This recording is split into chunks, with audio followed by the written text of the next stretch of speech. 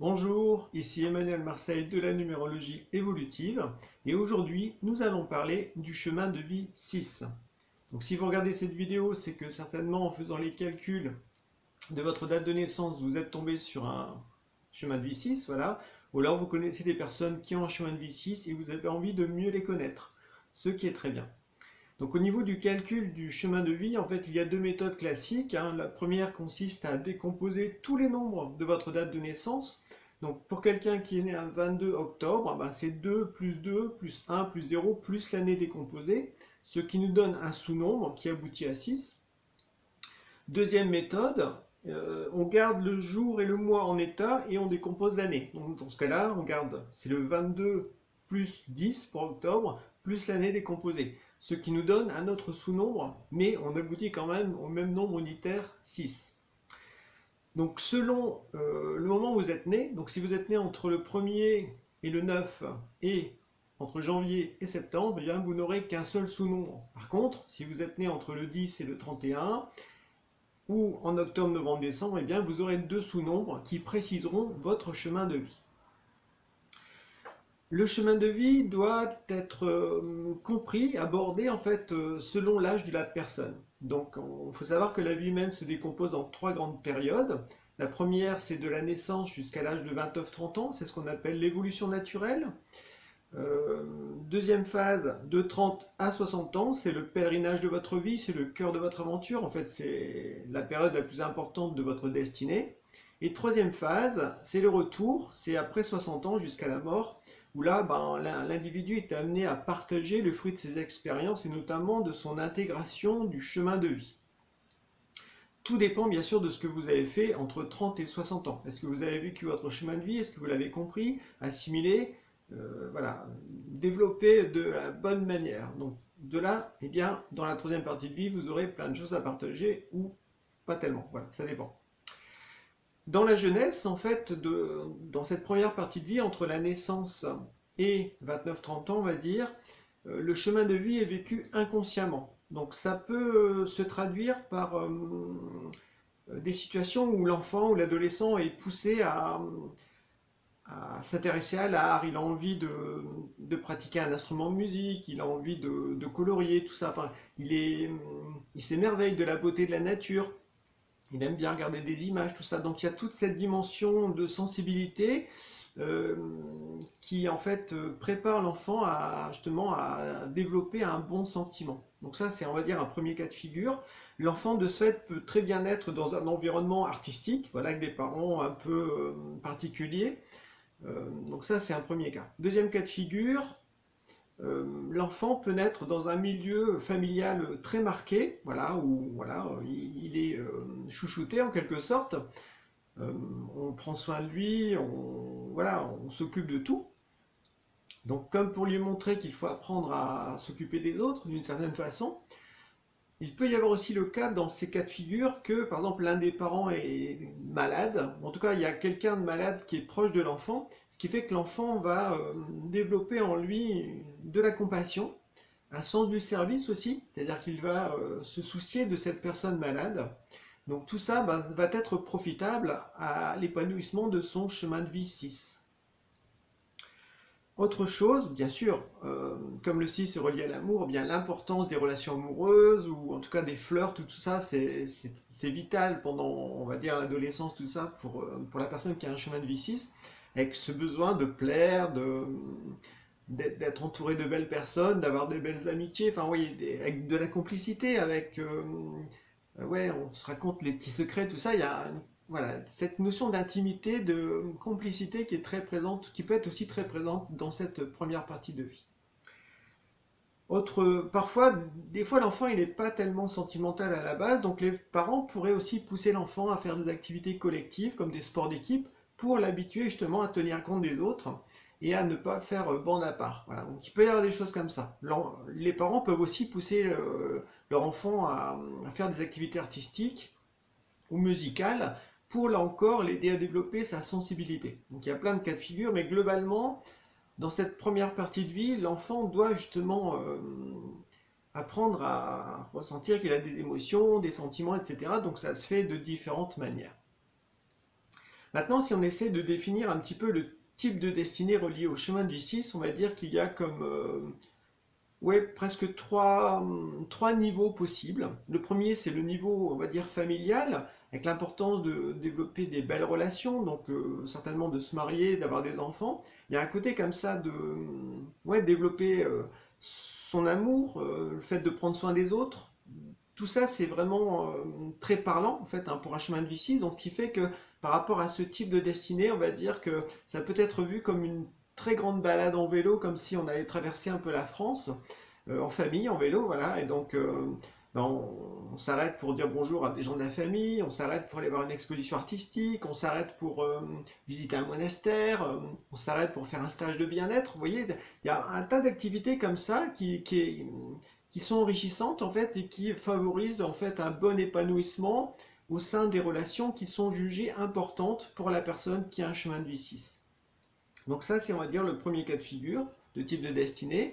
Deuxième type de destinée, c'est au contraire, la personne doit développer vraiment sa sensibilité, ses capacités artistiques. Il y a une notion comme ça d'offrir au monde, d'apporter dans le monde de la beauté, quelque chose ouais, de délicat qui va toucher le cœur des gens. Donc ça peut être aussi un type de destinée pour un chemin de vie 6.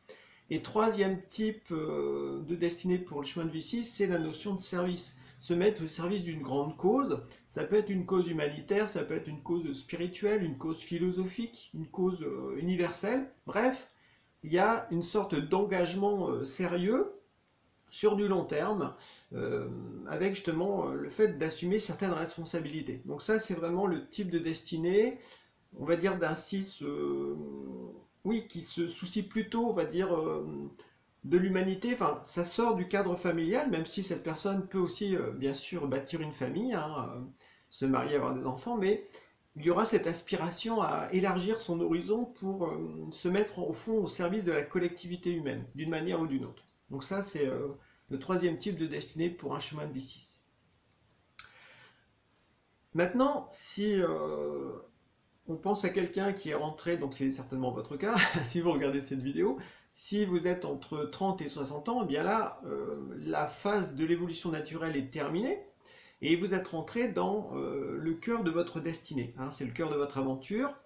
Donc ce qu'il faut comprendre que là, c'est à partir de ce moment-là, à partir de 30 ans, généralement, le chemin de vie n'est plus naturel. Il va falloir apprendre, il va falloir faire des efforts, se remettre en question, s'ouvrir à de nouvelles choses si l'on souhaite évoluer. Parce qu'en fait, ce qui se passe, c'est qu'entre 28 et 30 ans, eh bien, il y a comme une sorte de basculement qui s'opère en soi. C'est d'un seul coup, on sent qu'on n'a plus le vent dans le dos, c'est plus aussi facile, on n'est plus aussi inspiré. Enfin, il y a comme si d'un seul coup, on se retrouvait tout seul. Et là, il va falloir justement prendre sa vie en main. Et souvent, ben, les gens qui ont 30 ans, à 30 ans, il y a comme une sorte de choc psychologique, entre guillemets. Dans ce cas-là, on sent que la jeunesse est passée, vraiment, et là, on rentre dans les choses sérieuses. Voilà. Donc ça, c'est... et donc, en rentrant dans ces choses sérieuses, ben, il va falloir apprendre à découvrir, mais c'est quoi ce chemin de vie qui me correspond et que je dois assimiler, vivre et vraiment intégrer au cours de mon existence. Généralement, la plupart des gens fonctionnent sur les acquis qui sont définis par votre personnalité. Et donc les acquis fonctionnent jusqu'au début de la quarantaine, voilà. Mais vous savez qu'en rentrant dans la quarantaine, il y a la crise. Voilà. Donc ça touche tout le monde avec plus ou moins d'intensité. C'est quoi cette crise? Eh bien, ça veut dire que les fonctionnements habituels, nos réactions naturelles face à des épreuves, à des défis, à des bouleversements dans la vie, eh bien ces habitudes de fonctionnement ne marchent plus. Voilà. Et donc il faut passer à autre chose, et cette autre chose, c'est justement le fait de vivre en conscience son chemin de vie 6. Donc quelles sont les leçons qui sont reliées au chemin de vie 6? Le premier, c'est de se sentir vraiment responsable de ce qui se passe. Donc c'est pas une responsabilité sociale extérieure, non, c'est une responsabilité, on va dire, plutôt intérieure. On essaie de percevoir en soi en quoi on a attiré telle situation, pour justement arrêter de projeter la faute sur les autres, et puis assumer sa part de responsabilité. Donc ça, c'est vraiment vital pour un chemin de vie 6, c'est de se sentir responsable, dans une juste mesure, parce qu'il ne s'agit pas non plus de se sentir responsable de tout et des autres, non. Donc là, il faut là encore trouver un équilibre, hein, parce que quelqu'un qui serait très affectif pourrait se sentir responsable de tout le monde, ce qui fait que ça lui donne un sentiment d'existence, mais en fait, au fond, souvent, ça marque une fuite de ses véritables responsabilités, voilà, qui lui demanderait des efforts, qui lui demanderait de se transcender. Donc, premier cas de figure, être responsable et les assumer. Deuxième cas de figure, arriver à se mettre à la place d'autrui. Donc c'est vraiment développer l'empathie, la compréhension, l'accueil, la tolérance. Voilà, apprendre à se mettre dans le point de vue de l'autre et puis pour mieux comprendre ses faits et gestes, ses paroles, tout ça. Et donc développer par la même occasion sa sensibilité, développer son cœur. Voilà. Parce que une des grandes leçons à comprendre aussi avec le chemin de V6, c'est le développement du sentiment et de l'amour. Voilà, donc c'est un vaste sujet, on va dire, hein. Mais voilà, à chaque fois que la personne est à un tournant dans sa vie, que ce soit professionnel, relationnel, amoureux, créatif, existentiel, spirituel, sportif, dès que la personne qui a un chemin de vie 6 doit passer un cap, eh bien c'est comme si elle doit percevoir que il y a un truc qui ne va pas, c'est-à-dire qu'elle ne fait plus les choses avec amour, avec son cœur, mais elle les fait par obligation ou par devoir, mais c'est plus, ça vibre plus en elle. Donc là, elle doit définir, elle doit retrouver son équilibre, son harmonie, en se disant, mais quelles sont les décisions justes à prendre pour à la fois respecter mon être intérieur, tout en respectant les gens avec qui je suis. Voilà. Donc il y a une sorte de comme ça d'équilibre à trouver qui repose vraiment sur les valeurs du cœur. Et puis il y a aussi le fait d'avoir vraiment confiance que si on suit son cœur, en fait ça va être bénéfique aux gens qui nous entourent. Même si après, de leur côté, il pourrait y avoir des réactions égotiques, parce que d'un seul coup, ça se passe plus comme avant, donc il y a une partie d'eux qui peut grogner. Mais du point de vue de l'esprit, on va dire, de quelque chose de plus profond, eh bien si vous êtes vraiment en accord avec votre cœur, forcément, ça aidera les autres aussi à se rééquilibrer, à se réharmoniser. Il y a un côté comme ça. Le 6 touche aussi la notion d'organisation. Il faut apprendre à bien organiser sa vie de façon à, là encore, à vivre en accord avec ses convictions.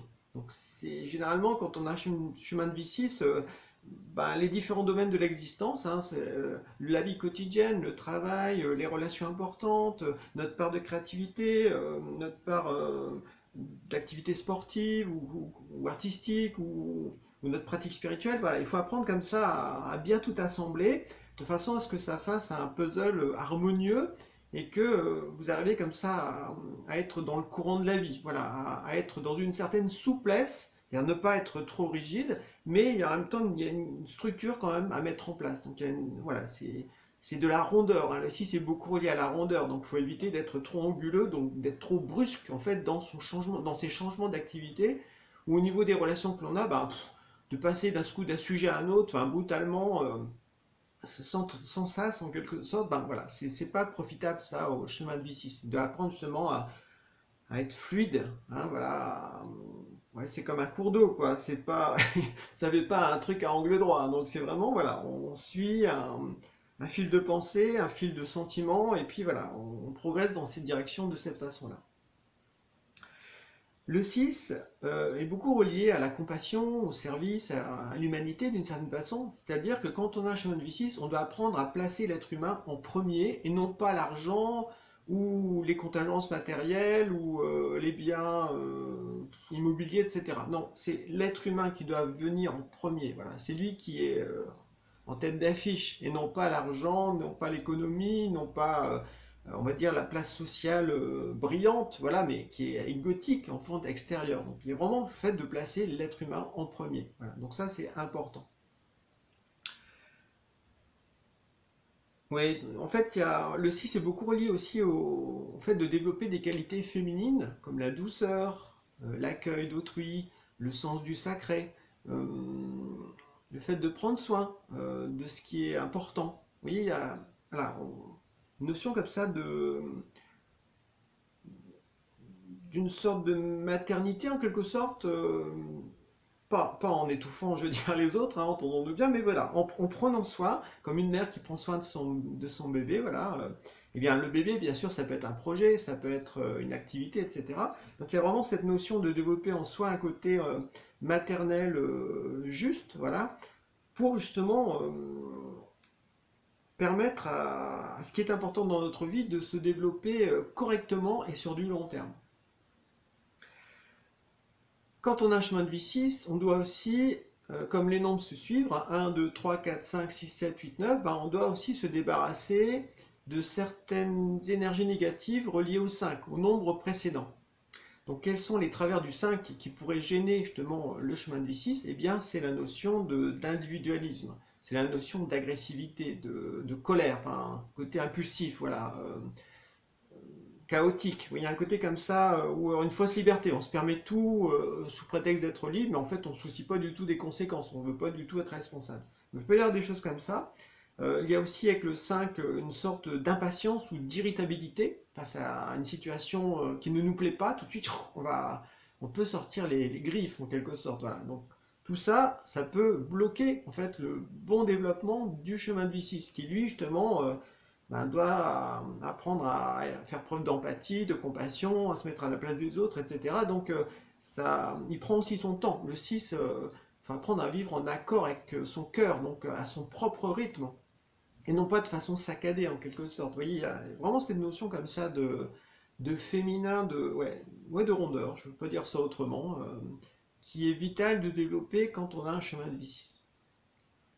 Le chemin de vie doit aussi s'interpréter en fonction de votre hexagone personnel, c'est-à-dire de votre identité. Donc l'hexagone personnel, comme vous pouvez le voir à l'écran, se définit en fonction de votre identité. Hein, voilà. Donc c'est quelque chose que j'ai découvert au fur et à mesure de faire des thèmes avec mes recherches.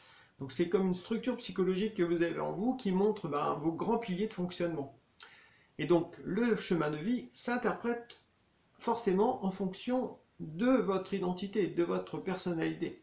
Parce qu'en fait, on ne peut pas prendre un bout du thème en disant l'être humain c'est ça. En fait non, l'être humain c'est un ensemble. Vous êtes le seul à être né à telle date et à avoir telle identité. Donc cet ensemble montre que votre thème est unique, donc le chemin de vie doit être aussi interprété de façon individualisée.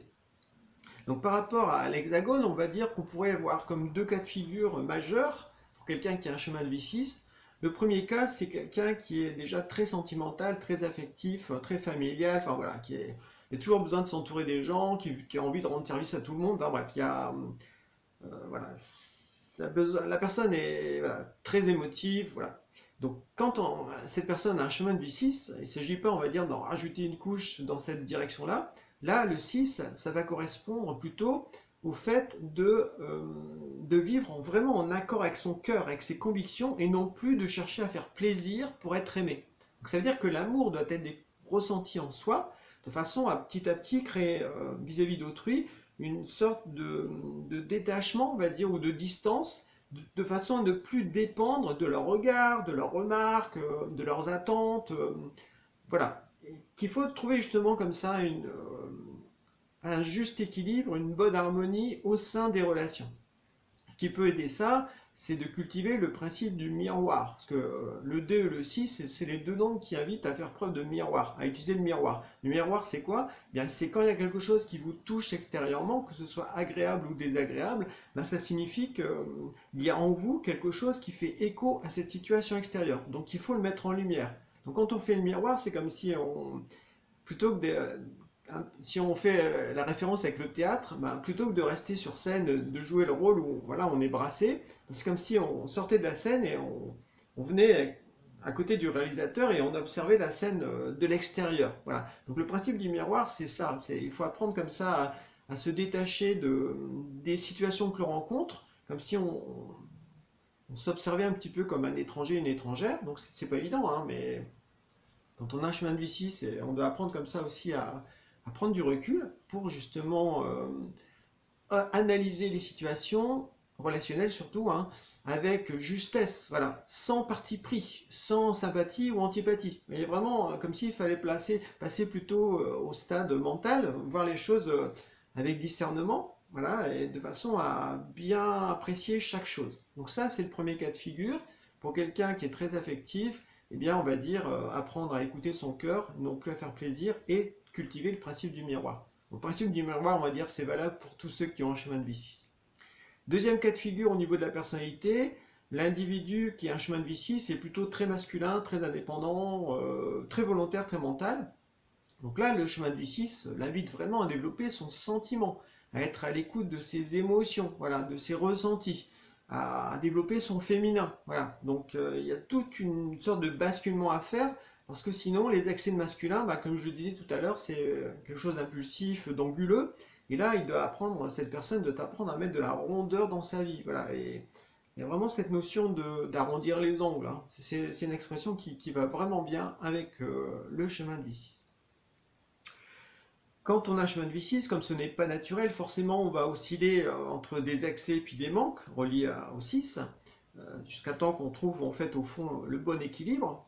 Donc les excès du 6, c'est quoi? Eh bien c'est la jalousie, c'est la possessivité, c'est l'attachement affectif, et c'est aussi surtout le besoin de contrôler la vie des proches pour justement qu'il n'y ait pas de surprise qui nous dérange. Voilà. Donc ça peut être une main de fer dans un gant de velours, du genre bah, quelqu'un qui s'occupe de tout le monde au sein de la famille, etc. Ça a l'air super sympa, mais en fait cette personne au fond elle contrôle la vie de tout le monde. Donc ça c'est vraiment un excès du 6 dans lequel on peut tomber quand on a un chemin de vie 6. À l'opposé, le manque de 6, c'est quoi? Ben, c'est la froideur, c'est l'indifférence, c'est le refus de donner, le refus d'être touché par l'autre. En fait, c'est aussi le rejet de l'amour, d'une certaine façon. Voilà. Donc, forcément, on oscille, quand on a un chemin de vie entre ces deux extrêmes, jusqu'au moment où on trouve l'équilibre. Et là, à ce moment-là, ben, on arrive à vivre davantage en accord avec son cœur. euh, on s'affirme avec douceur. On écoute, on tient compte de ses besoins, puis en même temps des besoins d'autrui. Il y a une sorte vraiment d'équilibre, d'harmonie au niveau relationnel. Et puis, on accepte aussi d'être responsable de choses plus ou moins grandes. Ça dépend de notre destinée. Le 6 peut venir par différents sous-nombres, comme on a pu le voir au niveau des calculs. Donc, premier type de sous-nombre, on va dire, c'est le 15 et le 51. Quand ce sont les mêmes nombres, on va dire ça correspond à la même énergie. Eh bien, c'est comme si, pour être capable d'aimer et de s'engager en tant que chemin de vie 6, eh bien, au préalable, il faut vraiment ressentir sa liberté. Parce que le 1 et le 5, ce qui les définit, c'est vraiment le fait de se sentir libre de ses choix, de ne dépendre de personne, et à ce moment-là, eh bien, on accepte de s'engager en son âme et conscience, parce que on sent que c'est comme un appel intérieur. Donc ça, c'est vraiment 15 et 51. Deuxième cas de figure, le 6 vient par le 24 ou le 42. Donc là, ça montre vraiment le besoin de construire des relations qui vont durer dans le temps. Ça peut être des collaborations professionnelles, ça peut être le fait de travailler en couple, par exemple. Ça va être bien sûr le fait de fonder une famille, souvent. Il y a vraiment cette notion comme ça de s'associer avec des gens avec qui on est en phase et avec qui on va accomplir des actions concrètes. Voilà, ça peut être aussi des actions de service, hein, bien sûr. Euh, voilà. Mais il y a cette notion comme ça d'être en charmante compagnie et puis de s'épanouir dans un certain univers. Autre cas de figure, le 6 vient par le 33. Donc le 33 c'est le particulier, donc c'est on va dire un maître nombre, donc c'est vraiment une invitation à développer sa moralité intérieure. Donc il y a cette notion comme ça d'être le plus vrai, le plus beau possible intérieurement, donc ça touche la beauté intérieure de l'être, une beauté qui montre que on a des belles qualités, on a des vertus en soi et que l'on manifeste dans ses comportements relationnels. Donc le 33 il invite surtout aussi à attention à la parole, voilà. Est-ce que les mots qui sortent de ma bouche sont vrais? Est-ce qu'ils sont bienveillants? Est-ce qu'ils sont essentiels? C'est-à-dire qu'est-ce qu'ils sont dits au bon moment? Voilà. Donc il y a toute cette notion de tact avec la parole qui doit être vraiment développée quand on a un chemin de vie 33-6. Le 33 montre aussi un besoin de sacrifier une partie d'égoïsme qui empêche justement l'épanouissement des valeurs du cœur. Autre cas de figure, le 6 vient par le 60, donc là c'est révolutionner en quelque sorte sa façon d'entrer en relation, et aussi sa façon d'aimer, ou sa vision de la famille. Voilà, donc il y a le 6, il est beaucoup comme ça sur ce que l'on pensait être l'amour, ou le sentiment, ou la relation, c'est comme s'il fallait carrément changer sa vision des choses, donc ça se fait bien sûr progressivement, de façon à être capable d'aimer d'une nouvelle façon. Et pour terminer, le 6 peut venir par le 69. Donc là, c'est vraiment un nombre qui est beaucoup relié à la notion de service, de compassion, au fait de faire preuve d'humanisme. Voilà, donc ça peut beaucoup toucher aussi le domaine médical. où on va être dans un univers où il y a beaucoup de souffrance, et donc là, on va vraiment s'oublier, faire preuve d'abnégation pour justement aider son prochain du mieux possible. Pour terminer avec quelque chose, on va dire, de plus spirituel, le 6 touche la notion d'amour. Voilà. Mais cette notion d'amour, il faut l'élargir. Souvent, en numérologie, quand on pense au 6, on pense à l'amour, et tout de suite, ça fait référence au couple ou à la famille. En fait, c'est réducteur. Parce que l'amour, ça peut être aussi l'amour pour la sagesse, l'amour pour la vérité, pour les grandes lois universelles. Vous voyez, c'est comme si notre cœur pouvait se réjouir de quelque chose d'invisible. Ça peut être aussi, bien sûr, l'amour pour la nature, pour la beauté de la création. Donc, notre cœur est touché quand on voit une fleur, quand on voit un arbre, quand on voit les différentes saisons, les paysages. Voilà, c'est un amour aussi à développer. C'est aussi l'amour du travail bien fait, c'est-à-dire qu'il faut apprendre à faire les choses en conscience et avec son cœur. Donc il y a vraiment cette notion d'être à 100% dans tout ce que l'on fait, et donc souvent ça nécessite de ralentir son rythme, de ne pas aller trop vite pour justement... et puis de ne pas penser à autre chose. Mais vraiment cet amour du travail bien fait, un peu comme un artisan qui fait un chef-d'œuvre, vous voyez, il y a quelque chose comme ça. Et en fait, c'est une invitation à appliquer ça dans différents secteurs de sa vie. Et puis bien sûr, il y a l'amour du prochain, c'est-à-dire que l'amour que l'on peut ressentir vis-à-vis des autres ne se limite pas aux compagnons, à la compagne, ou aux parents ou aux enfants, mais non, c'est élargir, c'est-à-dire qu'on doit être capable d'aimer son prochain parce qu'on va voir en lui quelque chose de vrai, de beau, qui nous touche, et donc à ce moment-là, on pourra avoir un élan d'amour, mais c'est vraiment le cœur qui s'exprime, c'est comme si on reconnaissait un peu son esprit d'une certaine façon. Autre chose pour terminer avec le chemin de vie 6, eh bien, il y a la notion de famille qu'il faut aussi élargir, tout comme la notion d'amour, en fait. Quand on parle de famille, tout de suite, on pense au lien du sang. Mais en fait, on va dire qu'il y a comme 3 grandes familles à développer pour être justement équilibré. Il y a effectivement les liens du sang, donc c'est la famille dans laquelle on s'est incarné, mais même vis-à-vis de nos parents, quand on a un chemin de vie 6, on doit apprendre à se comporter en adulte face à ses parents. Voilà. Donc ça nécessite de vraiment être honnête, de savoir est-ce que je me considère comme une petite fille ou un petit garçon quand je suis face à mes parents. Il suffit simplement de s'écouter. Souvent, la plupart des gens, dès qu'ils sont avec leurs parents, eh bien, ils changent leur attitude. Même le vocabulaire employé, c'est un vocabulaire d'enfant. Donc il y a des fois, c'est un peu choquant. Donc là, il y a une sorte de se dire, mais si aujourd'hui j'ai 40 ans, j'ai 50 ans, eh bien il faut que j'ai une relation avec mes parents de façon adulte. Vous voyez, un côté comme ça. En fait, c'est aussi une invitation à se décoller des rôles. Parce que si on s'ouvre à la dimension spirituelle, on pourrait très bien dire que dans cette vie, eh bien, mes parents étaient mes parents, puis moi j'étais l'enfant, mais on peut très bien se dire que dans ma précédente existence, peut-être que c'était moi le parent, et que mes parents actuels étaient mes enfants, ou mes frères et sœurs, ou des oncles, ou des gens en fait qui étaient importants dans ma vie. Vous voyez, le fait comme ça de s'ouvrir à la notion de réincarnation, eh bien ça peut aussi aider à se décoller des rôles familiaux.